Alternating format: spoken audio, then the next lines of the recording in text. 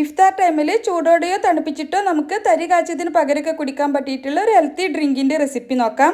അതിനായിട്ട് ഒരു നേന്ത്രപ്പഴം ഇതുപോലെ കട്ട് ചെയ്തെടുത്തിട്ടുണ്ട്. പാനിലേക്ക് കുറച്ച് നെയ്യ് ഇട്ട് കൊടുക്കുക. ഇതിലേക്ക് കുറച്ച് അണ്ടിപ്പരിപ്പ് കട്ട് ചെയ്തിട്ടിട്ട് ഒന്ന് റോസ്റ്റ് ആയിട്ട് വരുമ്പോൾ കുറച്ച് മുന്തിരി കൂടി ഇട്ടിട്ട് ഒന്ന് വറുക്കാം. ഇനി ഇതിലേക്ക് നമ്മൾ കട്ട് ചെയ്ത് വെച്ചിട്ടുള്ള നേന്ത്രപ്പഴം ഇട്ടിട്ട് നന്നായിട്ടൊന്ന് വഴറ്റിയെടുക്കാം. നേന്ത്രപ്പഴം നന്നായിട്ടൊന്ന് വാടി വരണം. ആ സമയത്ത് ഇതിലേക്ക് ഒരു 2 ടേബിൾ സ്പൂൺ ചെരുവിയ തേങ്ങ കൂടി ചേർത്തിട്ട് നന്നായിട്ടൊന്ന് മിക്സ് ആക്കിയിട്ട് നമുക്കിത് മാറ്റി വെക്കാം. ഇനി ഒരു സോസ് പാനിലേക്ക് 2 കപ്പ് പാൽ ഒഴിച്ചു കൊടുത്തിട്ടുണ്ട്. ഇതിലേക്ക് മധുരത്തിനായിട്ട് ഒരു 3 ടേബിൾ സ്പൂൺ പഞ്ചസാര, 1 ടേബിൾ സ്പൂൺ കണ്ടൻസ്ഡ് മിൽക്ക് കൂടി ചേർത്തിട്ടുണ്ട്.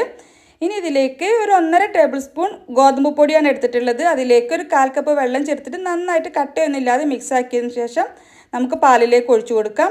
ഇനി കൈവിടാതെ തന്നെ ഇളക്കിയിട്ട് നന്നായിട്ട് തിളപ്പിച്ചെടുക്കണം. ഗോതമ്പ് പൊടിയൊക്കെ നന്നായിട്ട് തിളച്ച് വേവണം. പാല് നന്നായിട്ട് തിളച്ച് കുറുകി വന്നാൽ ഇതിലേക്ക് ഒരു 1/2 ടീസ്പൂൺ ഏലക്കപ്പൊടി, 2 നുള്ളു ഉപ്പ് കൂടി ചേർത്തിട്ട് നന്നായിട്ട് മിക്സ് ആക്കിയതിന് ശേഷം നമ്മൾ വഴറ്റി മാറ്റി വെച്ചിട്ടുള്ള പഴത്തിൻ്റെ കൂട്ടിട്ട് കൊടുക്കാം.